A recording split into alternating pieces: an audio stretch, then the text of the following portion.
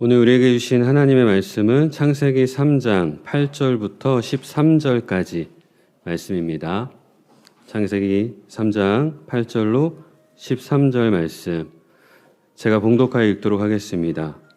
그들이 그날 바람이 불 때에 동산에 거니시는 여호와 하나님의 소리를 듣고 아담과 그의 아내가 여호와 하나님의 낯을 피하여 동산 나무 사이에 숨은지라. 여호와 하나님이 아담을 부르시며 그에게 이르시되 내가 어디 있느냐. 이르되 내가 동산에서 하나님의 소리를 듣고 내가 벗었으므로 두려워하여 숨었나이다. 이르시되 누가 너의 벗었음을 내게 알렸느냐. 내가 내게 먹지 말라 명한 그 나무 열매를 내가 먹었느냐. 아담이 이르되 하나님이 주셔서 나와 함께 있게 하신 여자 그가 그 나무 열매를 내게 주므로 내가 먹었나이다. 여호와 하나님이 여자에게 이르시되 내가 어찌하여 이렇게 하였느냐. 여자가 이르되 뱀이 나를 꿰므로 내가 먹었나이다. 아멘. 이 시간 최초의 십자가 아담아 내가 어디 있느냐라는 말씀으로 하도균 목사님 말씀 전해주실 때에 주님의 큰 은혜 받으시기 바랍니다. 할렐루야. 금요일 휴일 저녁인데도 하나님의 말씀을 사모하고 또 은혜를 사모해서 나오신 여러분들 하나님께서 귀한 복을 주시리라고 믿습니다. 우리의 귀를 열어주시고 또 눈을 열어주시고 마음을 열어주시는 귀한 시간이 되시기를 원합니다. 십자가 집회를 이제 3일 동안 하잖아요. 이게 이제 기독교의 본질과 정체성에 관한 이야기입니다. 이제 시간이 흐르면서 자꾸 본질, 정체성 이런 얘기를 많이 하는데 이게 왜 그러냐면 이게 기독교를 지켜나가는 힘이고 변질시키지 않는 힘이기 때문에 그렇습니다. 실은 기독교가 지금 조금 이렇게 잘못 생각되어지는 경향이 있는 게 구원받고 천국 가고 중간이 없어요. 중간이 있다면 만사형통입니다. 그냥 모든 게 다 형통하게 해달라고. 이 기독교가 아니에요. 나를 향한 하나님의 계획이 무엇인지를 알아야 되잖아요. 공동체를 향한 하나님의 계획이 뭔지를 알아야 되잖아요. 나라와 열방, 민족을 향한 하나님의 계획이 무엇인지를 알아야 되잖아요. 그것을 모르면 결국은 기독교가 이상하게 흘러갈 수밖에 없어요. 제가 이제 만사형통이 기독교의 본질이 아닙니다. 이렇게 말씀드리면 저한테 이렇게 질문하실 수 있습니다. 무슨 일을 만나든지 만사형통하리라 찬송도 있는데 당신이 무슨 권한으로 교수라고 그렇게 막 말해도 되느냐? 아닙니다. 성경의 형통의 의미, 거기서 만사형통이라는 의미가 우리가 일반적으로 생각하는 어떤 일을 만나도 잘 풀어진다는 의미가 아니에요. 성경에서의 형통은 하나님이 함께 하심이 형통이에요. 이게 창세기 요셉의 이야기에 나옵니다. 요셉이 죽을 뻔한 고비를 겪고 노예로 팔려가고 거기서도 또 시비가 붙고 감옥에 들어가고 인생이 꼬일 대로 꼬였어요. 이게 무슨 형통이에요? 그런데 창세기에 보면 하나님이 그와 함께 하심으로 형통케 하셨다. 이 세상에서 말하는 형통하고요, 하나님이 말하시는 형통이 달라요. 그 무슨 일을 만나든지 만사형통하리라 라고 하는 이 말은 어떤 말이냐면 어떤 일을 만나도 주님이 함께 하시면 다 주님이 원하신 대로 끌어가는 거예요. 그리고 능히 이길 수 있어요. 그리고 그것을 통해 하나님이 계획하신 대로 일이 진행되어질 수 있어요. 이게 형통이에요. 죄송합니다. 거창하게 이게 본질을 한국 교회를 얘기해서 죄송하지만 저는 십자가 집회를 할 때마다 제가 그런 얘기를 좀 합니다. 저번에 한번 하셨죠. 저랑. 요번이 두 번째인데 제가 그래서 이 십자가 집회하는 것은 그냥 은혜 받기 위해서 하는 게 아니고 본질에 관한 내용입니다.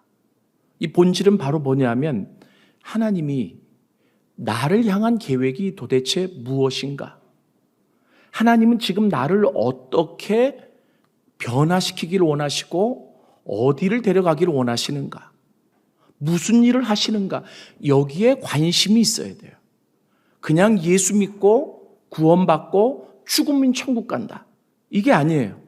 그럼 천국 가기 전까지 이 땅에 사는 동안에 어려움 없이 설령 어려움을 당해도 그 어려움을 이길 수 있는 힘을 주시기 위해 예수 믿는 게 아니라는 거예요. 얼마나 많은 사람들이 예수 믿고 구원받아도 고난을 경험합니다.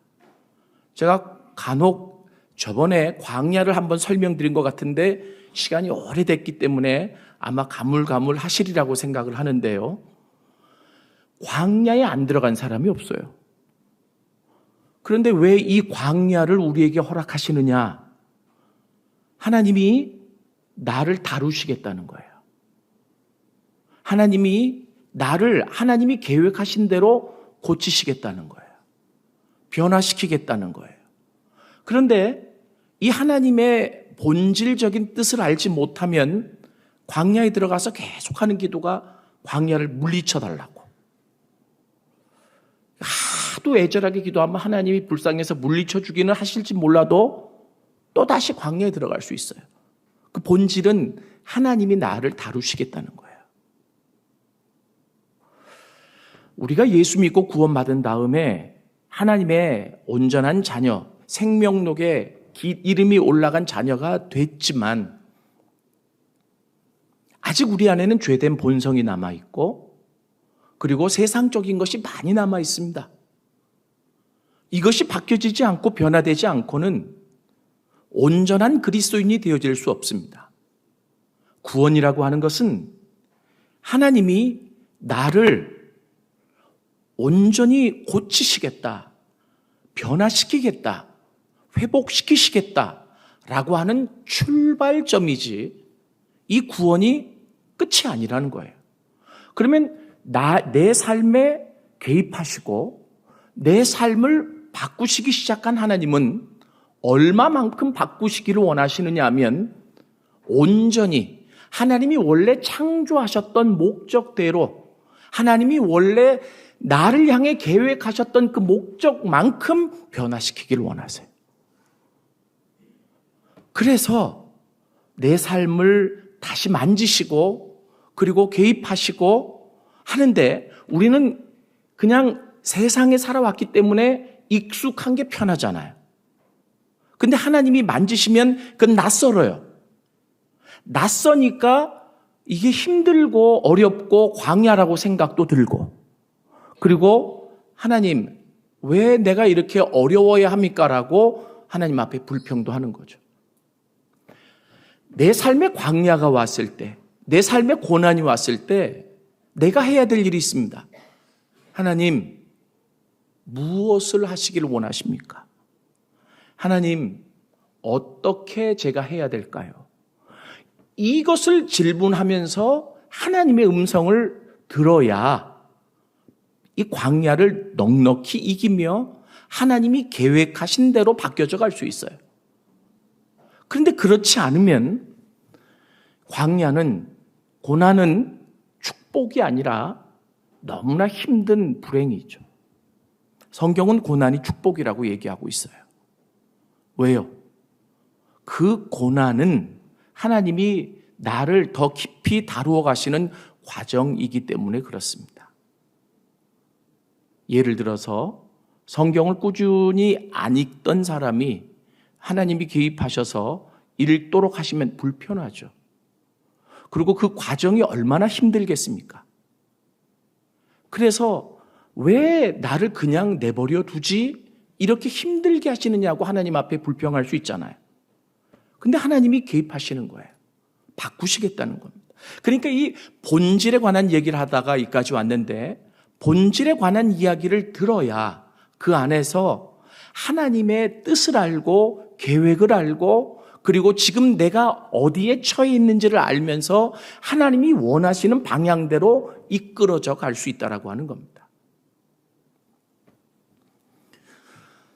오늘 제가 창세기 3장 9절부터 13절까지 우리가 다 같이 읽은 성경 구절을 가지고 제목을 최초의 십자가 이렇게 붙였습니다. 실은 아무리 눈을 씻고 봐도 십자가는 나오지 않아요. 왜 제목을 이렇게 잡았을까요? 제가 너무 처음부터 심각하게 얘기해서 굉장히 지금 인상을 쓰고 계신데 마음 편하게 하시고요. 여기 십자가가 어디에 나와 있습니까? 제가 미리 말씀을 좀 이렇게 드리고 이걸 좀 풀어나갈게요. 십자가는요, 그 의미가 내려놓음이고 죽음이에요. 그죠? 네가 네 십자가 지고 나를 쫓아와라 라고 했을 때 예수님이 지셨던 십자가를 똑같이 만들어서 지고 오라는 얘기 아니잖아요. 십자가는 심벌이고 이 심벌이라고 하는 상징은 의미가 중요합니다. 미닝. 근데 이 심벌, 십자가라고 하는 심벌의 미닝, 의미는 죽음이에요. 그러면 십자가를 져라 라고 하는 말은 죽어라 라고 하는 거예요. 내려놔라 하는 거예요. 아까 고난을 잠깐 말씀드렸는데 고난을 이기는 방법, 그리고 고난 속에서 하나님이 뜻하신 대로 가는 방법이 하나가 있어요. 그게 답입니다. 그게 뭐냐 하면 수동적으로 끌려가는 거예요. 무슨 말이냐면요, 성경에 보면 고난당한 사람들의 대부분이 뭘 자기가 하겠다라고 했을 때는 고난의 시간이 길어져요. 고난은 하나님이 나를 만지시는 시간이기 때문에 하나님이 하시도록 내버려줘야 되는데 힘들어야 막 이제 이렇게 나오잖아요. 아직도 내가 주체인 거예요. 이 고난은 수동적으로 끌려가야 돼요. 하나님 어떻게 할까요? 뭘 하기를 원하십니까? 내가 잘 이겨낼 수 있을까요? 내가 잘 기다릴 수 있을까요? 이게 성숙이에요. 그리고 이 자체가 죽는 훈련이에요. 그 성경에도 보면 하나님이 위대한 일을 하실 때마다 너희는 가만히 있으라. 그렇죠? 이게 쉬울 것 같죠? 어려워요. 죽은 사람만 가만히 있을 수 있습니다. 그죠? 아니, 어떻게 가만히 있어요? 나도 사람인데 보이는 게 있고 들리는 게 있고 느끼는 게 있는데 어떻게 가만히 있어요? 그래서 십자가에 죽으라라는 얘기가 성경에 많이 나오는데 그게 진짜 죽으라는 얘기가 아니라 우리 하나님이 하시는 일 안에 내가 수동적으로 내가 맞춰서 주체가 하나님이 되셔서 이렇게 하나가 되어 가는 것을 십자가라고 표현할 수 있어요. 오늘 본문에도 마찬가지예요. 오늘 본문은 실은 하나님이 하지 말라는 죄를 짓고 타락하게 된 인간을 하나님이 최초로 찾아가시는 장면이 나옵니다. 그죠? 간혹 제가 이제 십자가를 설명하면 누가 그런 얘기를 해요. 하나님 성격이 아무리 칼 같아도 너무하셨다고. 그래서 이게 무슨 말이냐? 아니, 선악과 따먹으면 죽는다고 분명히 말씀은 하셨는데 인간이 실수할 수도 있지. 그 한 번 실수해서 따먹었는데 기회는 주셔야 되지 않느냐고. 어떻게 그냥 에덴 동산에서 쫓아내가지고 오늘날 우리가 이렇게 힘들게 살게 하셨느냐고. 그렇게 질문하면 그래도 성경에 관심이 있는 사람이에요. 그럼 제가 그렇게 대답을 해요. 고맙다고 그렇게 질문해줘서 성경을 같이 보자고. 하나님이 선악과 따먹고 타락했다고 금방 내쫓지 않았다고. 하나님은 그렇게 선악과 따먹고 죄짓고 타락해 죽게 된 인간을 찾아가셨다고. 설득하기 위해, 되돌이키기 위해, 회복하기 위해. 그런데 그 순간에도 죄 지은 인간은 하나님을 받아들이지 않았다고. 오늘 그 얘기입니다. 그죠? 그런데 여기 자세히 보면 죄 지은 인간을 찾아가신 하나님의 모습이 나오잖아요. 그 하나님의 모습이 이게 참 저는요, 저번에 한번 말씀드린지 모르지만 제가 나중에 좀 이렇게 꿈이 있다면 이 성경을 모노드라마나 아니면 연극으로 좀 만들어서 좀 세부적인 감정적인 것들을 좀 정확하진 않더라도 나름대로 최대한 전달을 좀 했으면, 그리기 때문에 이게 무슨 말인지 이제 묵상하지 않으면 이해가 잘 안 돼요. 오늘 이 본문에 나와 있는 하나님은요, 굉장히 초라한 하나님이세요. 능력과 창조와 전능하신 하나님의 모습이 아니에요. 한낱 죄 짓고 죽게 된 인간에게 끌려다니시는 하나님처럼 보여요. 왜냐하면 하나님이 아담에게 야 네가 죄 지었냐 했더니 당신이 만들어준 여자, 그 여자가 따먹으라서 따먹었다고. 아니, 죄 지은 자가 더 강해요. 그러니까 하나님이 내 이놈 하지 않고 아무 소리 안 하고 그 여자한테 가세요. 하와야, 네가 그렇게 했냐? 그러니까 하와도 그래요. 저 뱀이 그랬다고. 그래서 얘기가 여기서 단절되는 거예요. 아니, 우리 하나님이 이리 가라면 이리 가고 저리 가라면 저리 가는 분이십니까? 아니시잖아요. 그렇죠? 그런 관점에서 성경을 보면 하나님이 한없이 낮아지셨어요. 왜 그런 줄 아세요?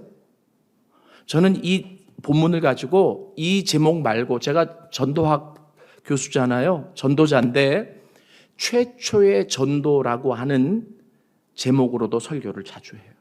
이 전도하는 거예요. 타락한 아담과 하와를. 그렇죠? 그런데 중요한 게 바로 뭐냐면 그 타락한, 그래서 죽게 된 그 아담과 하와를 찾아가실 때에 하나님은요, 야, 내가 전능한 하나님인데, 내가 능력의 하나님인데 너 빨리 회개 안 하면 죽는다. 엎어놓지 않으세요. 하나님이 찾아가실 때 어떻게 찾아가시냐면 그들의 눈높이에 맞춰서 찾아가세요. 이게 하나님의 방법이에요. 왜 그런 줄 아세요? 죄 안에 영향력이 있기 때문에 그래요. 그 죄가 무서운 거예요. 죄 지은 사람의 특징, 가장 큰 것은 어깃장을 잘라요. 분명히 자기가 잘못한 줄 알면서도 하나님 앞에 어깃장을 놓죠. 오늘 성경 본문에 그대로 나오잖아요. 하나님이요, 그들을 돌이킬 수 있는 능력이 없어서 그렇게 두는 게 아니라 죄도 그들이 선택해서 그들이 결정해서 지었잖아요. 회복도 어떻게 해야 돼요? 그들이 마음을 들여서 결정하고 하나님 앞에 무릎을 꿇어야 회복이 되는 거예요. 그렇기 때문에 가장 중요한 것은 그들의 마음을 사는 거고 그들과 하나가 되는 거예요. 그래서 하나님이 한없이 낮아지셨어요. 정말 초라한 모습으로 설득을 해서라도, 내가 낮아져서라도 그들과 대화가 되어져서 그들의 마음을 얻어서 그들이 잘못했다고 고백해 돌이킬 수만 있다면 얼마든지 낮아지겠다. 이게 하나님의 모습이에요. 그리고 이게 십자가라고 하는 겁니다. 최초의 십자가. 저는 성경을 이렇게 보면서 재미난 것은 주님이 우리 보고만 십자가 지라고 하지 않으셨어요. 당신이 먼저 십자가를 이렇게 지셨습니다. 당신의 권위와 당신의 권능과 당신의 하나님 되심을 내려놓고 그 한 영혼을 회복시킬 수만 있다면, 그 한 영혼을 살릴 수만 있다면 얼마든지 내가 낮아지리라. 십자가는 신약의 어느 날 예수님이 오셔서 죽으신 사건이 아니고요, 창세기 3장 8절부터 모든 걸 내려놓고 자신을 포기하고 우리에게 찾아오신 이 하나님의 모습 안에서 우리는 십자가를 발견할 수 있다는 겁니다. 세상적으로 보면 죄 지은 자가 대단한 것 같아요. 그죠? 그리고 회복하려고 하는 자가 초라해 보여요. 이게 영적 이치입니다. 하나님은 그렇게 낮아지셨어요. 그렇게 해서라도 그들의 마음을 살 수 있다면, 그렇게 해서라도 그들을 회복시킬 수 있다면 하나님은 오늘 이 밤에도 그러한 모습으로 우리에게 찾아오십니다. 그리고 우리에게 말씀하십니다. 제발 완악한 마음, 굳은 마음을 내려놓고 나는 하나님의 자녀가 되어 천국 갈 확신만 얻기를 원하지 않으며, 나의 계획은, 너를 향한 나의 계획은 처음 창조한 그 모습 그대로 회복되는 거야. 이것을 성경에서 뭐라고 얘기하냐면 그리스도의 장성한 분량의 충만에 이르기까지. 아멘. 그래서 하나님이 우리에게 고난도 허락하시고 어려움도 허락하세요. 그러나 그 고난이 세상적으로 생각하면 어렵고 힘들지만 그 고난은 상급 학교로 진급하는 과정이고요. 그리고 그 안에서 더 능력 있는 하나님의 자녀로 바뀌어져 가는 과정이고요. 그리고 하나님이 그 고난받는 동안 우리를 지켜보지 않고 함께 하세요. 그렇기 때문에 그 하나님을 붙잡을 수만 있다면 이 고난은 능히 이겨내고 그리고 하나님이 계획하신 대로 변화되어 갈 수 있는 시간이다. 저는 그렇게 여러분들에게 말씀을 드리고 싶습니다. 오늘 이 성경에 보면 그러면 이 8절에 저는 여기서 가장 중요한 한 단어가 있는데 제 눈에 보이는 것은 그날이라고 하는 단어예요. 우리 8절만 같이 한번 읽어볼까요? 시작. 그들이 그날 바람이 불 때 동산에 거니시는 여호와 하나님의 소리를 듣고 아담과 그의 아내가 하나님 여호와에 피하여 동산 나무 사이에 숨은지라. 아멘. 왜 여기 그날이라고 하는 이 단어가 중요할까요? 오늘 이 성경 구절을 보니까 여하튼 아담과 하와가 죄 짓고 하나님 찾아가셨잖아요. 그죠? 그 장면을 기록해 놓은 거죠. 우리가 이렇게 생각할 수 있어요. 하나님이 따먹지 말라고 한 그 선악과를 따먹고 얼마나 힘들었을까 하나님이. 그죠? 그러니까 어떤 분이 열이 좀 사그러들고 식혀지길 기다리다가 찾아가셨을까? 아닙니다.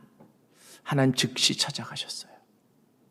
이게 복음이고 이게 은혜입니다. 그게 어디에 나오느냐면 그날이라고 하는 단어에 나와요.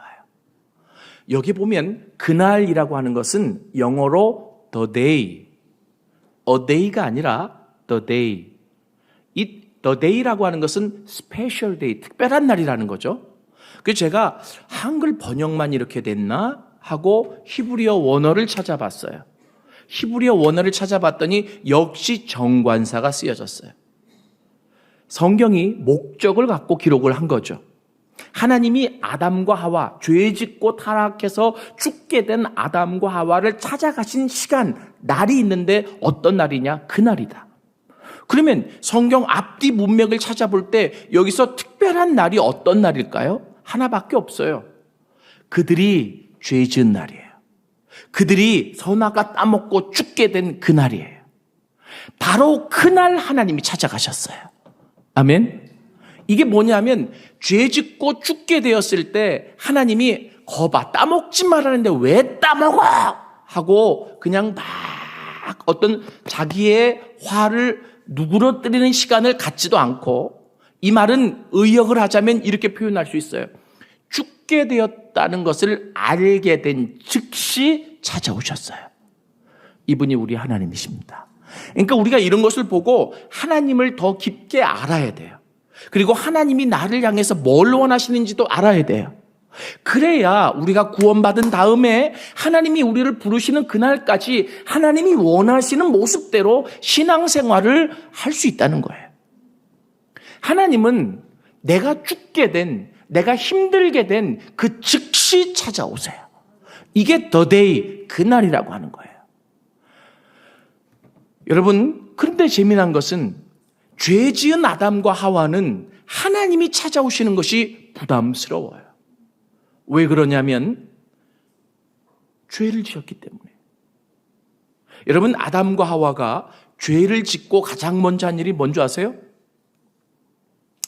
옷을 만들어 입었습니다. 그죠? 왜요? 제가 이제 이렇게 물으면 우리 청년들이 그렇게 대답을 간혹 해요. 아이, 가리려고요. 어딜 가리냐? 아이, 거기를. 그래서 제가 성경을 다시 보자 그래요.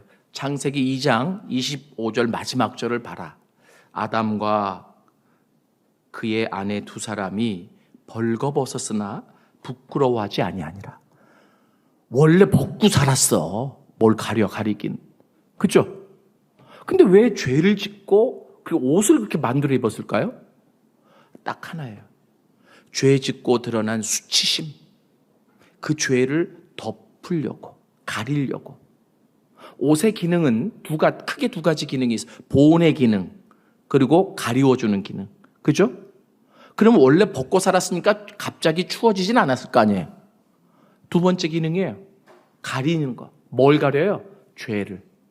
그런데 재미난 것은 뭐냐면 자기가 지은 죄를 자기의 힘으로 아무리 가리려고 해도 가려지지가 않아요. 죄가 가려지지 않으면 하나님을 만날 수가 없어요. 그래서 하나님이 찾아오시는 것이 부담스럽기 시작한 거예요. 그 역사가 여기에서부터 시작됩니다. 여러분, 재미난 건 그런데 하나님이 아담과 하와가 결국은 받아들이지 않아서 하나님과 같이 살 수가 없어 에덴 동산에서 쫓아내시잖아요. 근데 그들을 쫓아내실 때 선물을 주세요. 그 선물이 바로 뭔지 아세요? 가죽 옷을 지어 입혀주세요. 왜 옷 얘기가 자꾸 나와? 이 말은 이런 거예요. 이게 이제 대표적인 복음주의 구약학자들이 그렇게 해석을 하는데요. 뭐냐면 무화과 나뭇잎으로 만든 옷은 죄를 덮을 수가 없었어요. 근데 하나님이 만들어준 가죽 옷은 죄를 덮을 수 있었다는 거예요. 왜 그러냐면 가죽 옷은 죽음이라는 게 전제되어 있기 때문에 그래요. 죄값인 죽음. 가죽 옷을 만들어 입었는데 그 가죽을 가지고 있는 생명체도 살아있고 그 옷도 입고 이러는 건 없잖아요. 가죽을 남긴 생명체는 희생되어져야 그 스킨, 가죽이 나오고 그것으로 옷을 만드는 거 아니에요? 그럼 하나님이 가죽 옷을 만들어 입혀주셨다라고 하는 것은 너 때문에 지금 생명이 희생됐다는 거예요. 왜 너 때문이에요? 너의 죄 때문에. 그래서 여기서부터 속죄와 구속이 나오는 겁니다. 이해되세요? 그리고 나서 창세기 4장으로 넘어가야 창세기 4장이 이해가 되어져요. 여러분, 제사제도가 레위기에 나오는 게 아니라 창세기 4장부터 나옵니다. 그죠? 창세기 4장 얘기가 제사 얘기 아닙니까? 최초의 살인 얘기고. 그런데 그 제사가 왜 갑자기 그 창세기 4장에 나오는 가인과 아벨이 제사 때문에 싸우고 죽이느냐? 이게 창세기 3장이 이해가 안 되면, 옷에 대한 이야기가 이해가 안 되면 그냥 도덕적이고 윤리적인 해석은 가능하더라도 구속사적인 복음적인 설교는 3장과 이어서 불가능하다는 얘기예요. 자, 여하튼간 중요한 것은 그렇게 하나님이 찾아오시는 게 부담스러웠어요. 왜냐하면 이 무화과 나뭇잎으로 만든 옷을 가지고는 죄를 덮을 수가 없었기 때문에.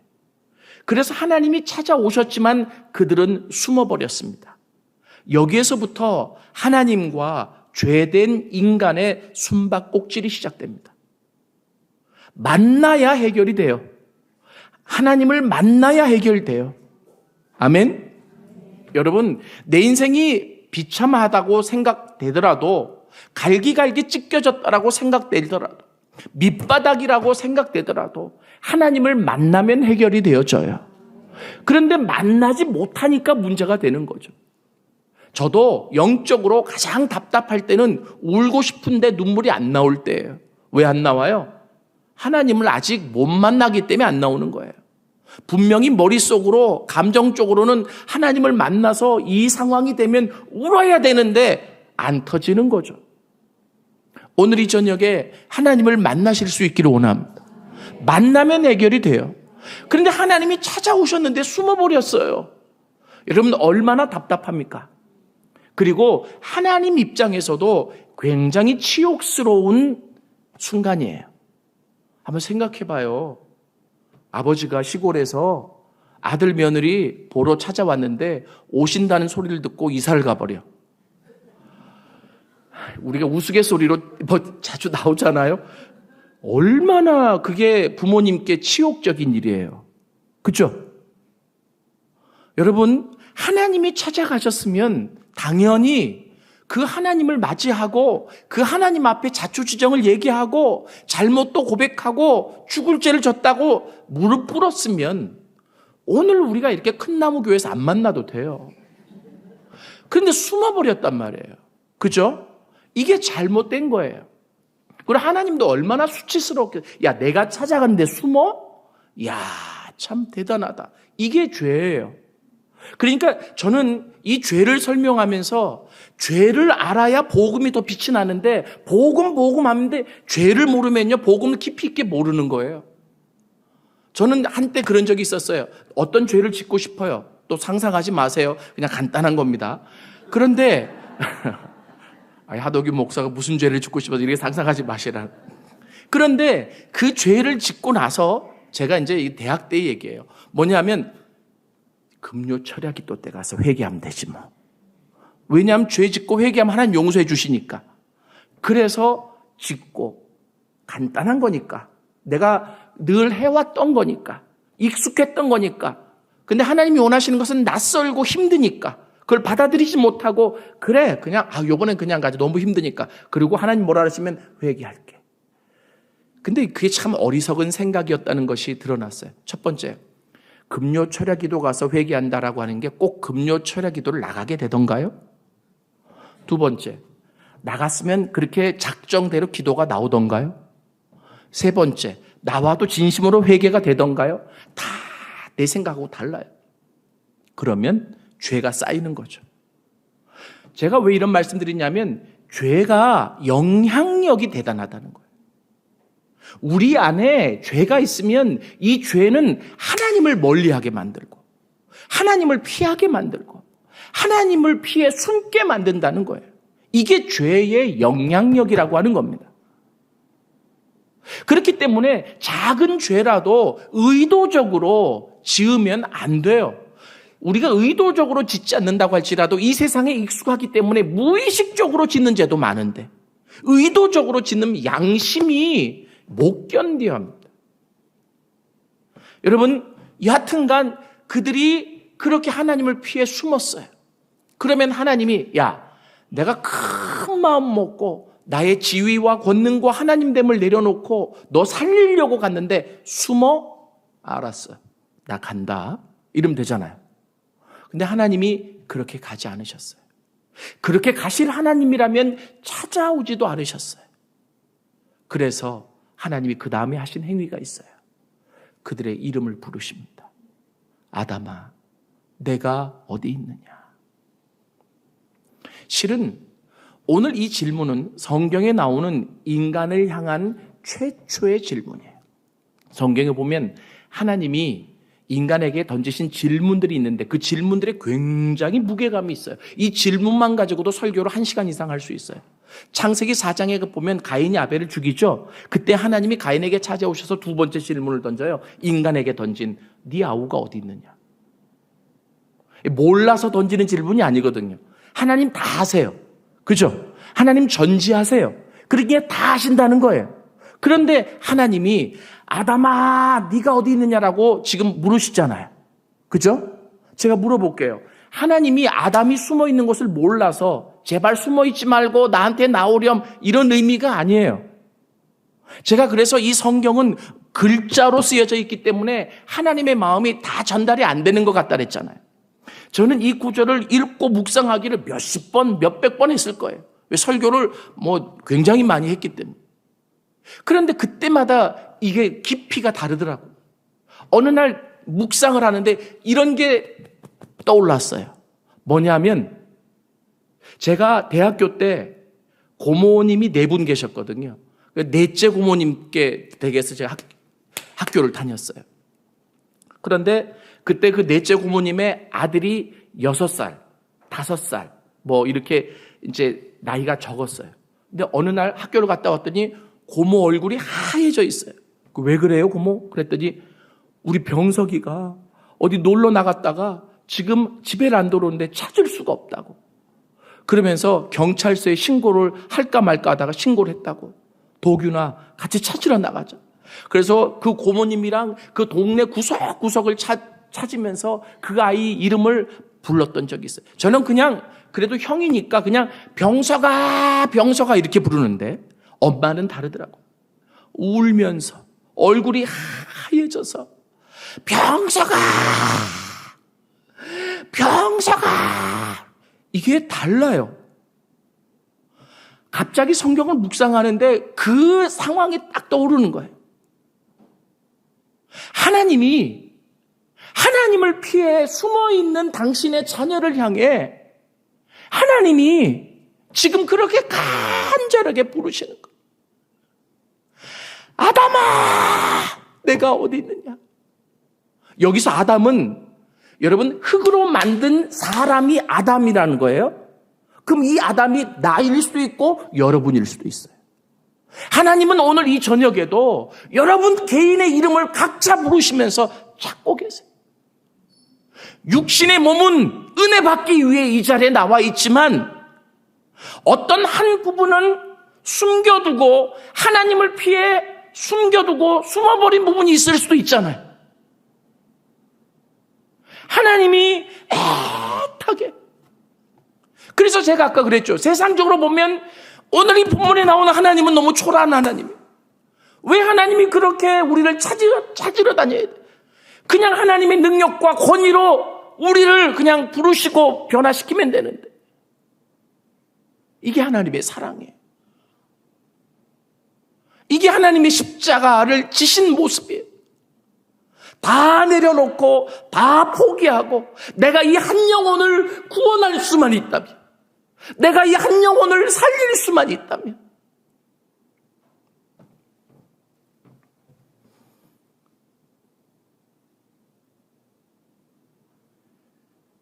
제가 이 간증을 드렸는지 모르겠지만 혹시 들으셨으면 한 번 더 들어주십시오.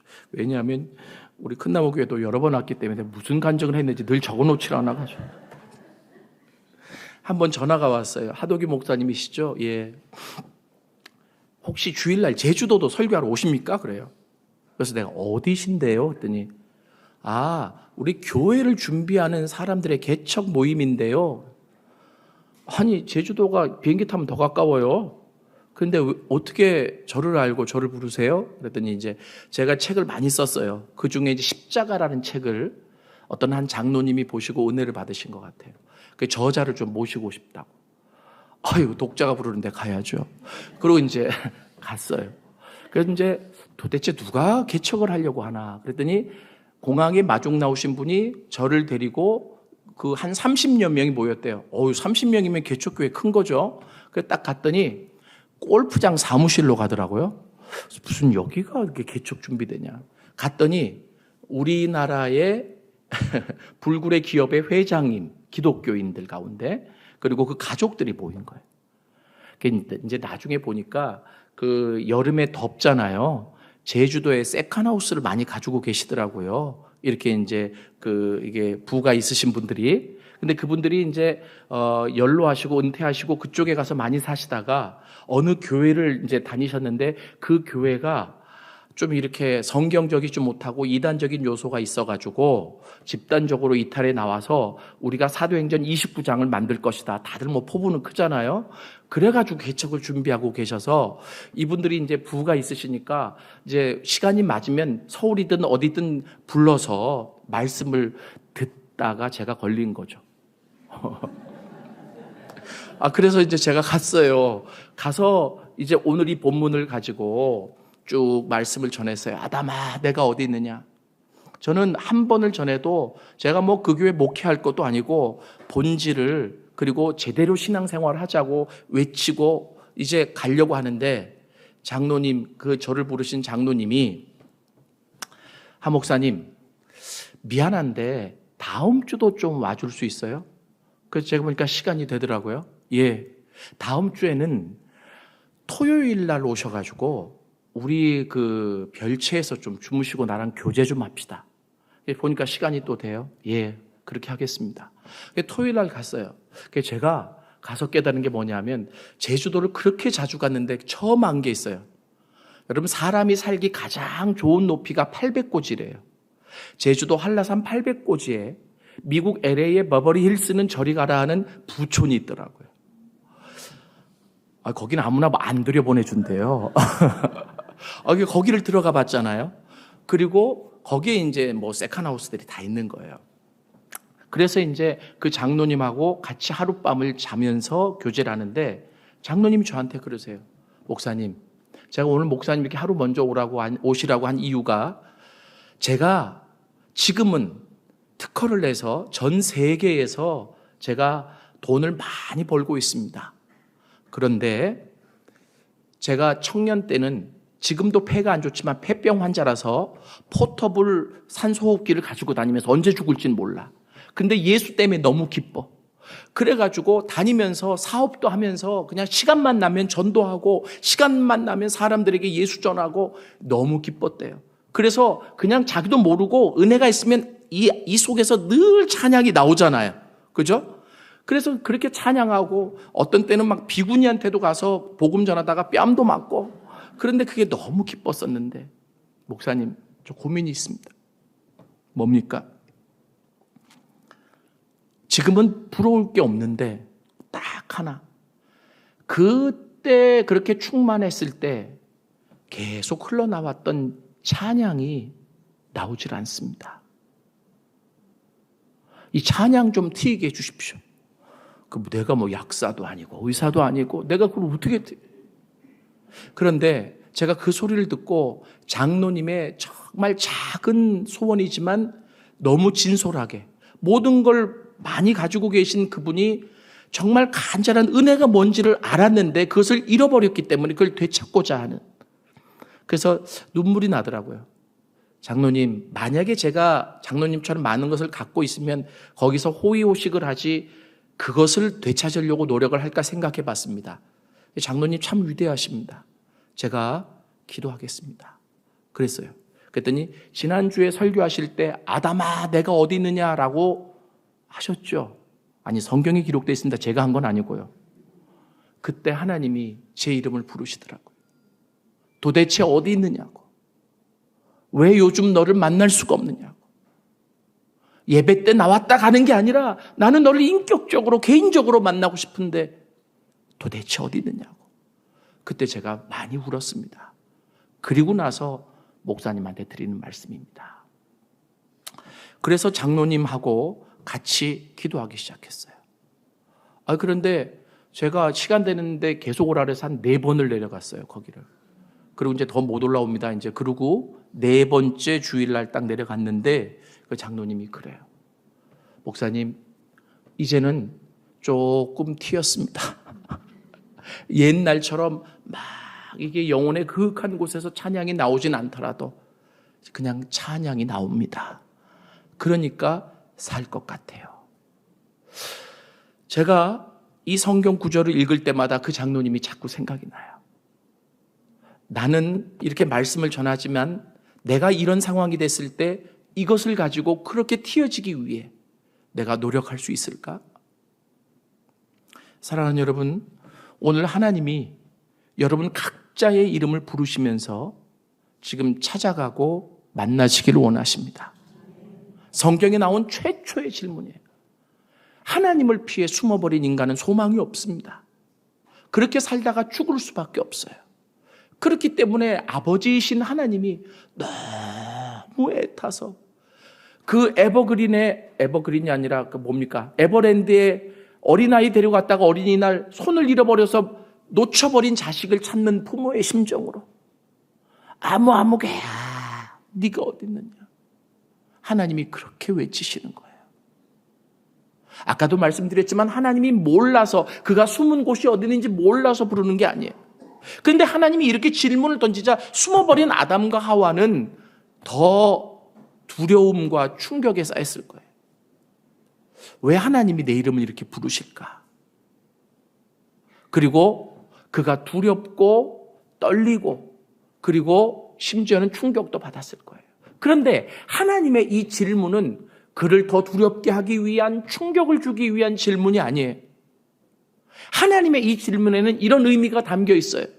얘야, 나를 피해 숨어 있는 그곳은 눈물 나는 곳이고 두려운 곳이고 아픈 곳이고 힘든 곳이고 미래가 좌절된 곳이지. 근데 나는 너를 지을 때 그렇게 두려움을 갖고 울면서 아파하면서 살라고 너를 그렇게 만들지 않았어. 지금 네가 두렵고 떨리고 아프고 눈물이 나는 그 이유는 나를 피해 숨었기 때문이야. 나오면 다 해결돼. 하나님의 초청이에요. 믿습니까? 여러분, 때로는 우리가 이 땅을 살아가면서 나도 모르게 두려움, 트라우마, 그리고 눈물, 아픔 다 있잖아요. 그죠? 근데 하나님이 처음에 인간을 만드셨을 때 그렇게 살아가도록 우리를 만들지 않았다는 겁니다. 하나님은 우리가 기쁘게 그 하나님을 찬양하면서, 아까 우리 찬양 아주 은혜 있게 했잖아요. 그 하나님을 찬양하며 그 하나님과 같이 동행하며 기쁨에 행복하게 살도록 우리를 만들어 놓으셨는데, 하나님과의 관계가 단절된 속에 두려움이 있고, 하나님과 관계가 단절된 속에 아픔이 있고 눈물이 있는 거예요. 여러분, 성경에요, 두려워하지 말라는 이 말이 얼마나 많이 반복되는 줄 알아요? 하나님의 사자가, 천사가 나타날 때마다 두려워하지 말라 이 말이 나오죠? 하나님과의 관계가 깨어지고 나서 가장 먼저 찾아온 게 두려움이에요. 근데 놀라운 것은 뭐냐면 이 두려움이 떠나지 않잖아요. 여기에서부터 인간의 모든 문제가 시작돼요. 두려움이 내 안에 있다라고 하는 것은 굉장한, 이게 악의 근원입니다. 그래서 하나님이 우리에게 두려움을 다 이게 제거시켜 주는 거예요. 두렵지 않아야 이 마음속의 원래 상태는 뭐냐면 평강이에요. 하나님의 평화, 샬롬. 근데 그 샬롬이 죄 때문에 깨어지고 들어온 게 두려움이에요. 그래서 예수님이 태어날 때 누가복음 2장에 보면 그 천사들이 들판에 있는 목자들에게 뭐라고 얘기하냐면, 지극히 높은 곳에서는 하나님께 영광이요, 땅에서는 기뻐하심을 입은 사람 중에 평화로다. 예수가 오셔서 회복하기 원하는 두 가지, 영광과 평화예요. 원래 있었던 평화. 믿습니까? 여러분, 내가 은혜가 있다는 가장 큰 증거가 뭔지 아세요? 돈이 없어도요, 내 마음대로 일이 잘 안 돼도요, 이 마음속에 절대적인 평안이 있어야 돼. 아멘? 절대적인 평안. 두려움이 있다라고 하는 것은 뭔가 거리낌이 있다는 겁니다. 제가 이 대목을 가지고 설교를 여러 번 했을 때 우리 제자 중에 한 사람이 한 2분 50초짜리 영상을, 핵심을 가지고 좀 만들어줬는데, 이 영상을 보시고 오늘 말씀을 좀 마무리하도록 하겠습니다. 영상을 좀 띄워주시죠.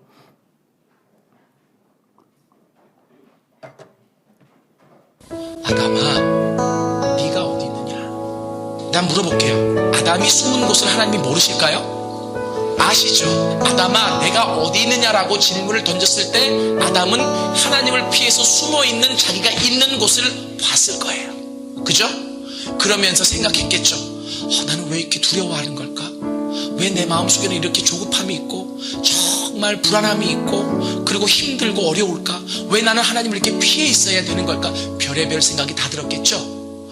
그러면 하나님이 그 질문 안에 담고 있는 의미는 뭘까요? 아담아, 네가 있는 곳은 네가 있어야 될 곳이 아니야. 나와. 이런 얘기예요. 나는 너를 창조할 때 그렇게 아파하라고 창조하지 않았어. 나는 너를 창조할 때 그렇게 불안하게 살아가게끔 창조하지 않았어. 나는 너를 창조할 때 네가 이렇게 힘들게 살도록 창조하지 않았어. 나는 내가 너를 창조할 때 그렇게 연약하게 죄지어서 숨어 살도록 내가 창조하지 않았어. 네가 그 속에 있는 한 너는 불안해하고 너는 힘들어하고 그리고 너는 어려워할 수 있지만 이 말을 듣고 내 앞으로 나오면 해결될 수 있어. 여러분, 이게 실존론적인 질문이에요. 하나님이 여러분들에게 지금 동일하게 질문을 던지고 계세요. 아무개야, 네가 어디 있느냐라고 하는 거예요. 하나님이 한국교회를 향해서도 동일하게 질문을 던지고 있어요. 하나님이 이 땅을 향해서도 동일하게 질문을 던지고 계세요. 여러분, 이 질문이 던져지는 곳에 반응이 있어야 돼요. 어떤 반응이 있어야 되느냐면 내가 어디 있는가를 봐야 돼요. 왜 나는 힘들고 왜 나는 연약하고 왜 나는 안 된다고 하고 왜 나에게는 패배의식이 있고 왜 나는 맨날 아파야 되고 왜 나는 맨날 돈이 없어야 되고 왜 나는 맨날 찌그러져야 되고. 하나님은 그렇게 살도록 우리를 만들지 않았어요. 그 질문을 던지시는 이유가 거기서 나오라는 거예요. 그런데 이 죄는 거기서 나오지 여기까지 못하도록 해요. 보겠습니다. 이해가 되시죠? 오늘 이 질문을 오늘 핵심으로 마음속에 좀 담아 두십시오. 저도 하나님의 빛 아래에서 나를 비춰보면 나는 하나님 앞에 다 나왔다고 생각하지만 숨어 있는 어두운 부분이 있을 수도 있잖아요. 어떤 사람들은 의도적으로 그 부분은 제껴둔 채 신앙생활을 할 수도 있잖아요. 하나님의 빛 아래 가면 드러나지 않을 것이 없는데도 불구하고 말입니다. 하나님은 우리를 온전히 회복시키기를 원하십니다. 하나님 더 이상 하나님의 자녀가 그렇게 울고 힘들고 아파하고 두렵게 살아가는 것을 원치 않으세요. 그래서 오늘 핵심이에요. 죄 짓는 즉시, 죽게 된 즉시 찾아오신 분이 하나님이세요. 느껴지지 않는 것은 내 귀가 눈이 마음이 닫혀졌기 때문이에요. 하나님은 나를 포기하지 않으세요. 아무리 심각한 죄를 졌어도 포기하지 않으세요. 부모가 자식을 포기하는 부모 없듯이 하나님이 절대 우리를 포기하지 않아요. 그렇기 때문에 살아있는 한 우리는 희망이 있습니다. 왜냐하면 하나님이 우리를 포기하지 않기 때문입니다. 그래서 눈이 열리고 귀가 열리고 마음이 열려서 그 하나님을 만날 수만 있다면, 아담아 내가 어디 있느냐라고 물으시면서 울면서 찾으시는 그 하나님 앞에 내 손을 내밀 수만 있다면 나는 회복되어질 수 있습니다. 나는 다시 일어날 수 있습니다. 하나님이 우리에게 찾아오시는 방식은 늘 십자가입니다. 늘 당신을 내려놓고 늘 당신을 포기하고 그리고 늘 당신을 우리 눈높이에 맞추어서 찾아오셔서 설득하십니다. 타이르십니다. 그렇게 가면 안 된다고, 나와야 한다고 우리에게 말씀하시는 분이 하나님이십니다. 우리가 늘 그러잖아요. 기도해야 되는데, 지금 내 삶에 자꾸 어려운 사인이 오는데 기도해야 되는데 해야 되는데 하고 못하는 경우가 많잖아요. 오늘이 하나님이 결정적으로 사인을 주시는 날이라고 받아들이십시오. 해야 합니다. 하나님이 주시는 그 사인에 응답해야 합니다. 결단해야 합니다. 모든 걸 다 버리고 내려놓고 나 하나를 회복시키기 위해 찾아오셔서 말씀하시는 그 하나님 앞에 반응해야 합니다. 그런데 우리가 13절까지 읽었기 때문에 마지막을 설명하면, 아까 설명 다 했어요. 아담은 자기가 잘못하지 않았고 당신이 만들어준 여자 하와가 따먹으라고 해서 따먹었다고 죄를 전가시켜요. 여러분 분명히 아셔야 돼요. 죄가 나에게 있는 한 소망이 있지만 나는 죄인이 아니고 저 사람 때문에 죄 졌다라고 하면, 죄가 전가되면 하나님이 하실 수 있는 일이 없어요. 이해되세요? 그래서 하나님이 하와라도 변화시키고 바꿔보려고 하와한테 갑니다. 네가 이렇게 했느냐. 그러자 하와가 자기의 죄를 인정하지 않고 뱀에게, 이해되세요? 그래서 이야기가 끝난 거예요. 자유주의 신학자들은 이 대목을 보고 뭐냐면, 하나님의 첫 번째 전도는, 하나님의 첫 번째 이 십자가는 실패다. 그런데 이렇게 얘기하지만 잘못된 겁니다. 왜냐하면 여기서 하나님이 모든 이야기를 끝냈으면 실패가 맞지만, 그렇게 죄를 거부하고 전가했어도 하나님은 끝내지 않으셨어요. 그리고 기다리셔서 그 아들을 보내주셨습니다.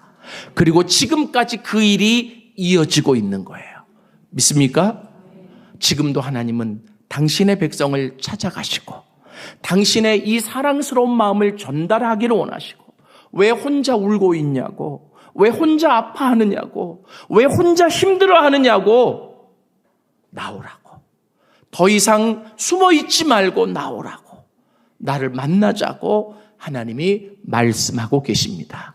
이게 성경에 나와 있는, 어떻게 보면 창세기 3장 처음부터 나와 있는 최초의 복음 이야기고 십자가 이야기고 전도 이야기입니다. 여러분, 이 안에서 하나님의 계획을 찾으십시오. 하나님의 마음을 찾으십시오. 나를 향한 하나님의 음성을 찾으십시오. 그리고 나를 맞춰가면 하나님이 형통케 하십니다. 하나님이 회복시켜 주십니다.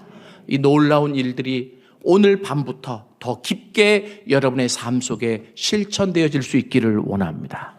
우리 같이 찬양 하나 부르고 같이 기도할까요? 우리 찬양팀 나오시고,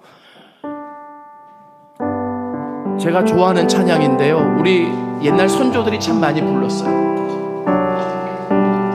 가사 띄워주십시오. 여기 보면 죄집에 눌린 사람은 다 죽게 나오라. 주 말씀 의지할 때 곧 평안 얻으리. 의지하세 의지하세 주 의지하세. 구하시네 구하시네 곧 구하시네.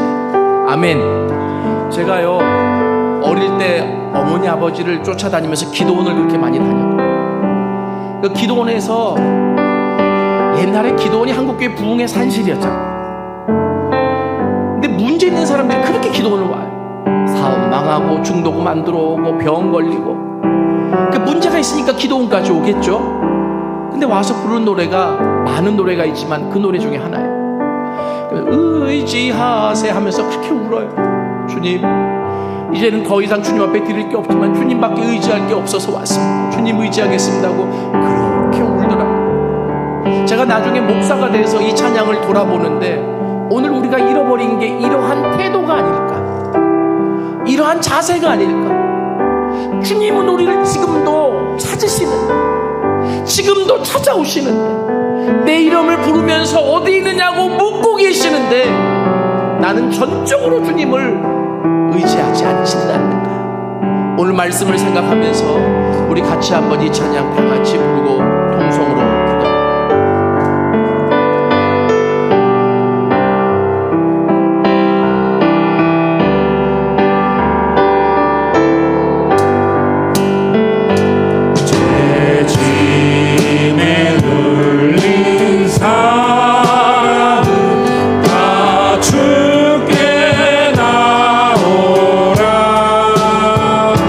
주 말씀 의지하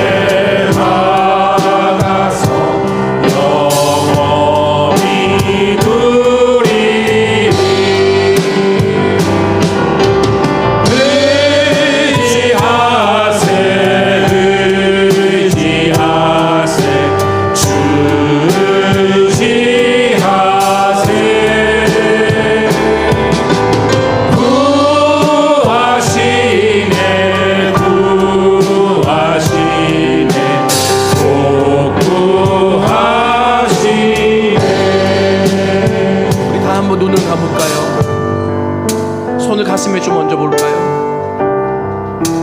오늘 이 밤에 하나님이 찾아오셔서 우리의 이름을 부르고 계십니다. 아담아, 네가 어디 있느냐? 아담아, 네가 어디 있느냐? 어린 아이를 잃어버린 부모의 심정으로 그렇게 애타게 내 이름을 부르고 계시는 주님의 음성이 들려질 수 있기를 원합니다. 근데 우리가 찬양했다시피 의지하면 곧 구하해 주시는 분이 하나님이십니다. 하나님, 다시 주님 앞에 나오겠습니다. 의지하겠습니다. 주님 회복시켜 주옵소서. 우리 이 시간에 1절만 다시 부르는데, 그리고 다 같이 통성으로 한번 기도하실 텐데, 하나님 앞에 항복하는 의미로 두 손을 들 사람은 들고, 아니면 가슴에 손을 얹고 우리 다 같이 1절 다 같이 부릅니다. 죄짐에 눌린 사람은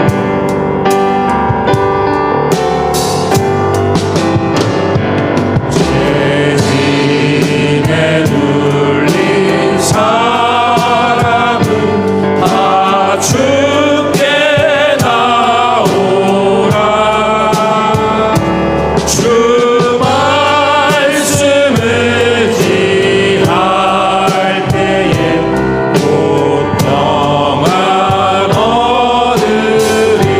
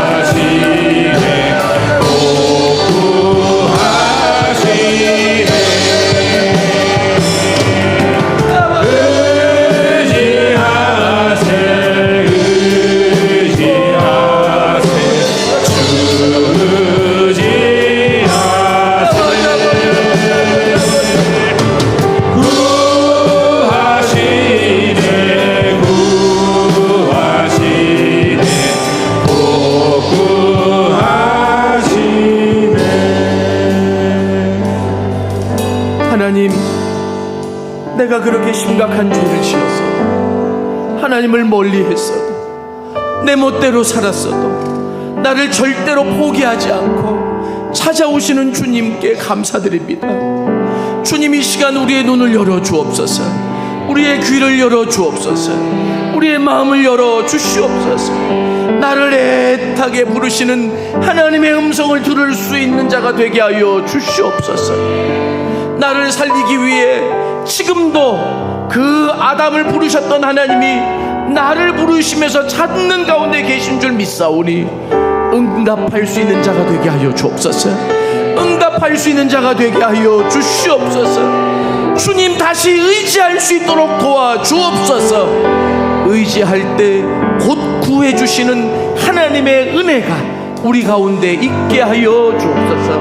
오늘 이 밤에 나를 향한 하나님의 계획을 더 깊게 알게 하여 주옵시고, 나를 향한 하나님의 그 귀한 은혜를 더 깊게 깨달을 수 있는 시간이 될 수 있도록 축복하여 주옵소서. 잘 때에도 주님 떠오르게 하여 주옵시고, 주님 생각나게 하시고, 꿈에서도 주님 만나는 밤이 되게 축복하여 주옵소서.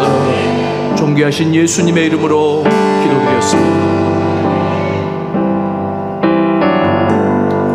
이 시간에 더 기도하며 나가기 원합니다. 기도할 때에 하나님, 주님이 우리 말씀드린 것처럼 주님께 나를 부르실 때에, 나 이름을 부르시며 나아갈 때에 주님 그 말씀 앞에 내가 주님 믿음으로 반응하며 나아갈 수 있도록 도와주옵소서. 나에게 나오라 말씀하실 때에 주님, 내가 여기 있습니다. 내가 주 앞으로 나아가기를 소망합니다. 이 시간 주의로 외치며 다시 한번 기도하며 나아갑시다. 주여! 하나님의 시간을 주님의 이름으로 나아갑니다. 하나님의 시간을 부르며 나아갑니다. 제 역사여 주옵소서. 역사여 주옵소서. 역사여 주옵소서. 하나님 나를 부르신 제 말씀 앞에 내가 반응하며 나아갈 수 있도록 역사여 주옵소서. 내 주님, 내가 여기 있습니다. 하나님, 내가 여기 있습니다. 내가 주 앞에 더 이상 숨지 아니하고 나아가기를 소망하니 주여 붙잡아 주옵소서. 붙잡아 주옵소서. 붙잡아 주옵소서. 할렐루야. 나에게 놓고 말씀해 주옵소서. 나에게 말씀해 주옵소서. 나를 불러 주옵소서. 나를 찾으시며 지금도 나에게 다가오시며 하나님 말씀 가운데에 할렐루야 순종하며 나아가기를 소망하오니, 살아계신 하나님, 나를 사랑하시며 나에게 안식을 주신 하나님, 나에게 평강으로 샬롬으로 역사하신 주여, 나를 불러 주옵소서. 예, 주여, 내가 여기 있습니다. 네, 주여, 내가 여기 있습니다. 내 하나님 앞에서 숨지 아니하고 피하지 아니하고 할렐루야 하나님 기로 나아가기를 소망하오니 주여, 역사하여 주옵소서. 나의 손 잡아 주옵소서. 나를 구원하여 주옵소서. 나의 숨어있는 그곳에서, 나를 숨어있는 그곳에서 하나님 밭을